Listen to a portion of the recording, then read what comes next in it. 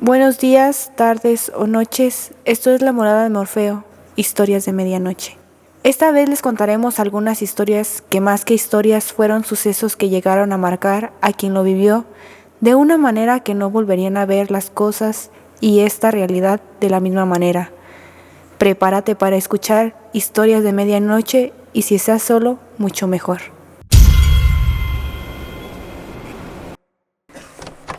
Extraño en el agua. Hola, me llamo José Camarena. Yo les voy a contar lo que nos pasó ya hace años. Como buenos tomadores, un día nos fuimos a echar unas cervezas a la presa de Quiahuyo de Moroleón. Estábamos pescando, todos los amigos bien relajados. Se nos hizo algo noche, ya estaba oscuro. Recogimos las cosas y las subimos a la camioneta. Entonces, un amigo que se llama Jera dijo que iba al baño y se fue a lo lejos en la orilla del agua. Pasaron como unos 10 minutos y Jera no regresaba. Pues al final fuimos a ver dónde estaba. Nos llevamos la sorpresa que estaba flotando ya inconsciente en el agua. Pues como pude, lo saqué del agua porque yo tampoco sé nadar. Jera no respiraba. Llamamos a la ambulancia. Hasta eso que llegó rápido. Ya ellos hicieron respirar a Jera. Ya en su casa, tranquilo, nos platicó que se acercó a la orilla del agua y comenzó a escuchar una voz que le decía que caminara, que se metiera en el agua y que de repente su cuerpo se movió solo. Él quería gritar y no podía, y fue cuando su cuerpo cayó en el agua. Asimismo, quedando inconsciente, fue ahí cuando lo encontramos y lo auxiliamos. Él no supo qué pudo haber sido, pero eso fue algo muy extraño. El lamento en el camino viejo. Dicen que hay caminos que guardan más que polvo y huellas. Hay senderos donde los lamentos se quedan atrapados, donde el tiempo se detiene para aquellos que no encontraron la paz. Esta historia ocurrió hace años, pero aún me persigue. Cada vez que paso por esa carretera, un escalofrío recorre mi espalda, porque sé que hay cosas que nunca podré explicar. Me llamo David y soy paramédico. Trabajar de noche tiene algo peculiar. Te acostumbras al silencio pesado y a las calles vacías, pero también a lo inesperado. Esa noche de noviembre, mi compañero Carlos y yo estábamos terminando de cenar en la base, cuando recibimos una llamada. Un accidente en una carretera vieja, alejada de la ciudad. Sin perder tiempo, encendimos la ambulancia y partimos hacia el lugar. El camino era largo y solitario, rodeado de cerros y envuelto en una oscuridad espesa. Solo las luces intermitentes de la ambulancia iluminaban nuestra ruta. Al llegar, nos sorprendió no encontrar el típico caos de un accidente. El auto estaba estacionado en el borde del camino, intacto, sin señales de un choque ni de vida. «Qué raro», dijo Carlos, mientras bajamos. «A lo mejor alguien se fue a pedir ayuda». Nos acercamos al vehículo. Adentro, todo estaba en orden, salvo un detalle que me dejó inquieto. En el asiento trasero había un pequeño par de zapatos y un chaleco escolar, como si un niño los hubiera dejado olvidados. «¿Dónde están los dueños del auto?», murmuré. Carlos revisó los alrededores con una linterna, pero no había rastro de nadie. Entonces lo escuchamos. Un grito, un sonido desgarrador que venía desde el monte. No era un grito cualquiera, era un lamento que se sentía profundamente humano y a la vez no. Nos miramos con miedo, pero nuestro deber era claro. Teníamos que asegurarnos de que no hubiera algún herido. «Vamos, David», dijo Carlos con un intento de valentía en su voz. Avanzamos hacia el sonido, con linternas en mano. El aire se volvió denso, y con cada paso sentía que algo nos observaba. El terreno era resbaladizo, como si hubiera llovido, pero el cielo estaba despejado. Finalmente, llegamos a un claro donde un pequeño arroyo reflejaba la luz de la luna. Allí de pie vimos a una mujer. Era alta, delgada y llevaba puesto un vestido viejo, sucio y descolorido. El cabello largo y negro cubría su rostro, pero podíamos oírla llorar suavemente mientras se inclinaba hacia el agua. «Señora», grité intentando sonar calmado. «¿Está bien? ¿Necesita ayuda?». No respondió. Seguía allí, inclinada, como si estuviera buscando algo en el río. Nos acercamos con cautela, pero con cada paso el frío aumentaba. Sentí un nudo en el estómago. Algo no estaba bien. De repente, la mujer dejó de llorar y giró lentamente hacia nosotros. Mi linterna iluminó su rostro y el mundo pareció detenerse. Sus ojos eran pozos oscuros, hundidos y vacíos, y su boca temblaba como si intentara hablar, pero algo lo obligaba a quedarse callada. ¿Han visto a mis hijos?, murmuró, finalmente, con una voz que no parecía humana. Carlos y yo nos quedamos paralizados. La linterna temblaba en mi mano.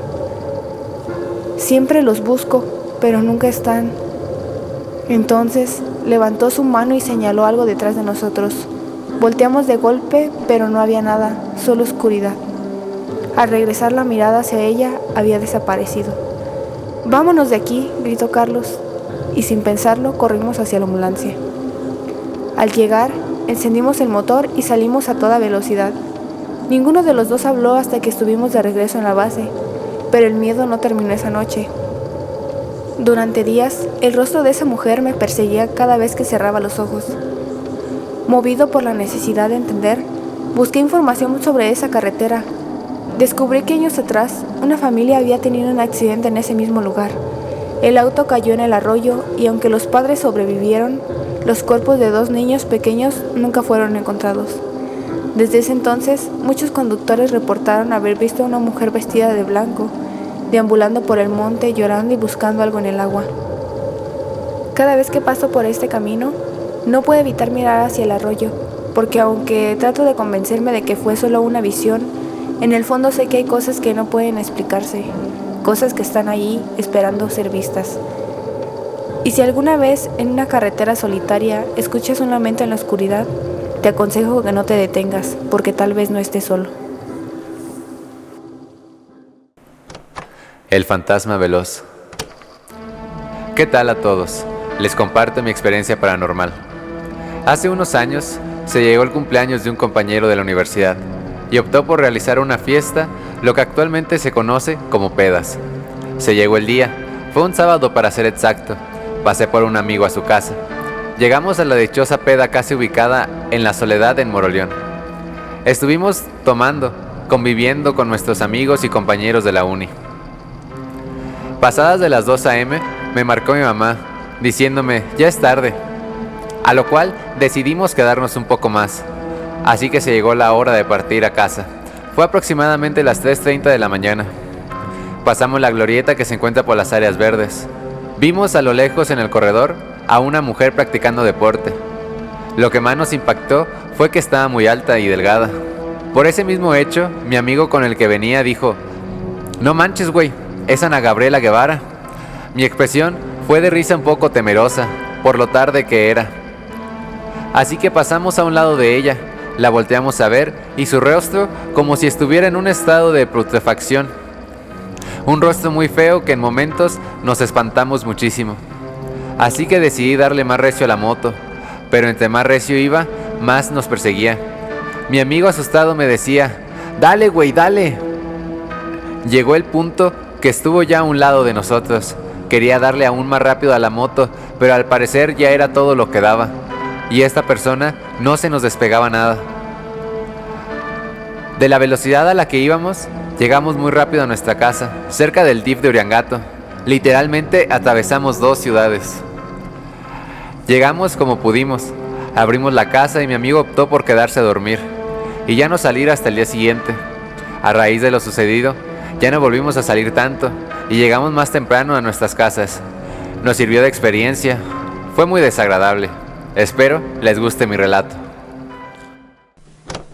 La bruja. Esta historia que redactó le aconteció a mi hermana cuando era pequeña, más precisamente cuando era una bebé. La historia nos la contaba mi mamá,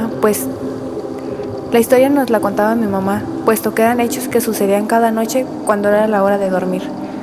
Para esto yo aún no nacía, así que el relato es mérito de mi mamá junto a cada detalle, pues ella junto a mi hermana cada noche lo vivían. Cuenta mi madre que ella vivía en una casa que digamos que ya eran orillas de la pequeña ciudad donde vivía. Ella se embarazó estando en esta casa y vivió ahí hasta que nació mi hermana. Cuando mi mamá aún estaba embarazada, decía que escuchaba algunos ruidos extraños en la casa, pero que nunca pasó a más.